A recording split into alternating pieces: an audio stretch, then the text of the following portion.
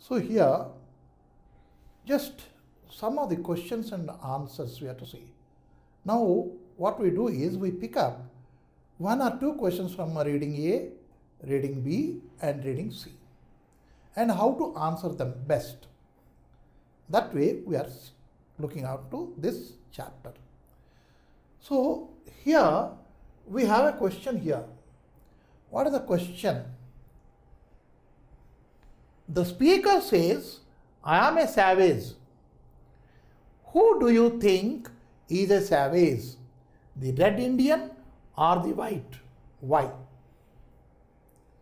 After reading this lesson, we have already just created something within ourselves about the red Indian, their culture and their way of living and all these things. Right? So, the red Indian chief Sheetal calls himself as the savage. Can we, or not only we, can anybody agree with this? Let us question very fairly. Means we have to answer very fairly to this. Red Indian, I have shown you the picture of that man. How does he appear when we have seen it? A very remote personality, very remote. That means very rustic, we can say, living in somewhere, tribal people like, right? Can we agree tribal people are not savage? We don't agree. Tribal people are savage, we say. What are the meaning of this word savage? Is it that only to take that, what we can say, flesh, the raw flesh eaters, they are savage or what? Not that. Savage means uncultured, having no culture. Whatever you do, however you live, it is immaterial. But as long as you have the culture, that is, culture is what? To respect somebody, to see everything as pious. That is called the culture. Now, a white man goes to the red Indian and asks, leave this place. Why should he? Where I don't have any authority, there I am passing orders that they should vacate this place and I will pay him. Pay for what? The red Indian questions. Pay for what?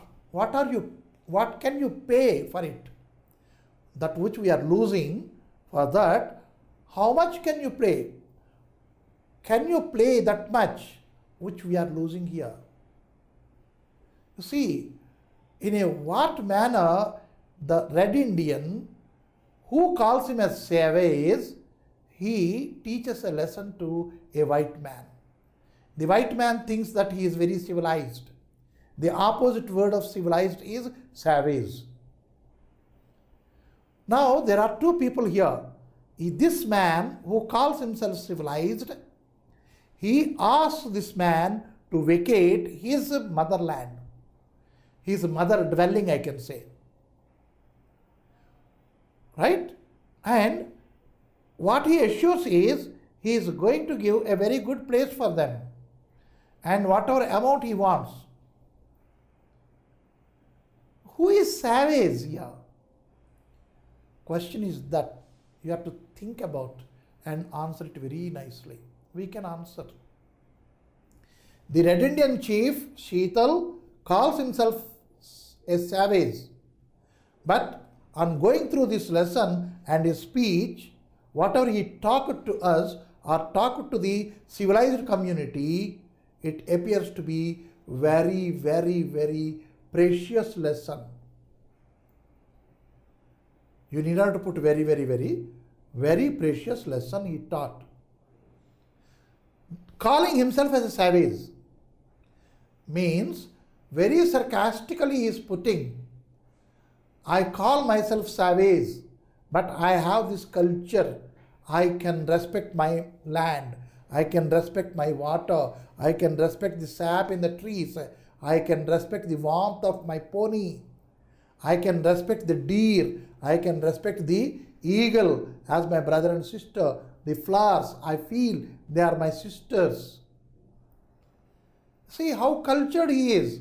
What a rich culture he is having with him.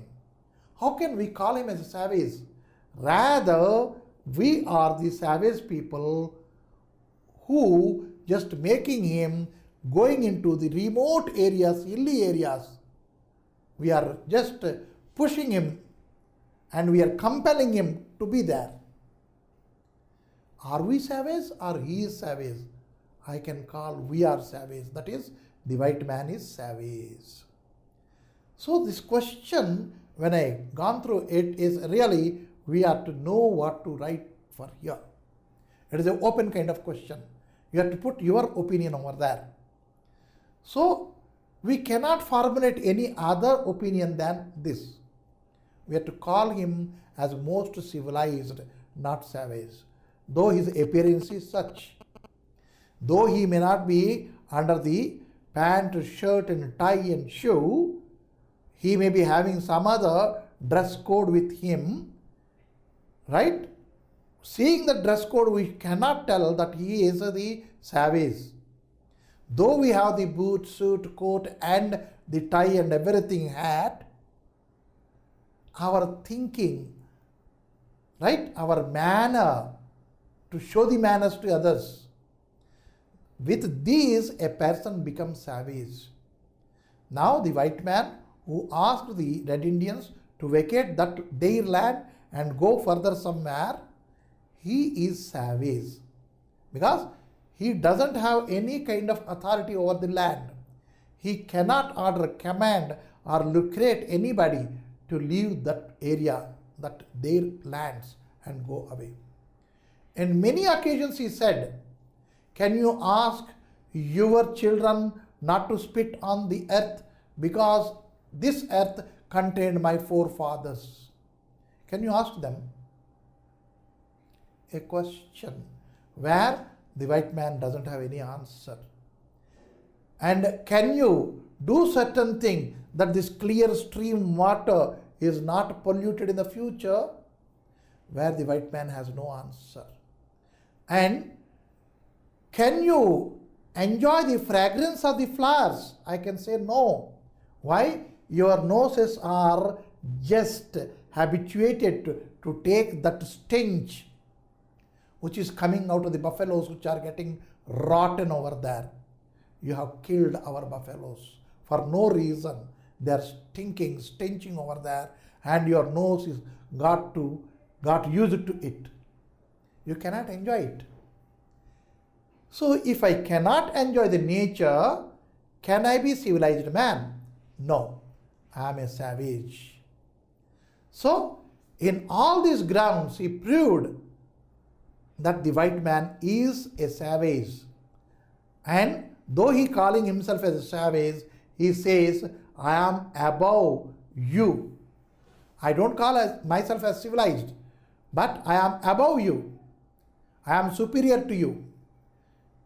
Because you have proved yourself that you are not civilized by killing my buffaloes and by disregarding my earth, by polluting my air, by polluting my water, and all these things. When I say my, it is not mine, it is universally common to everybody.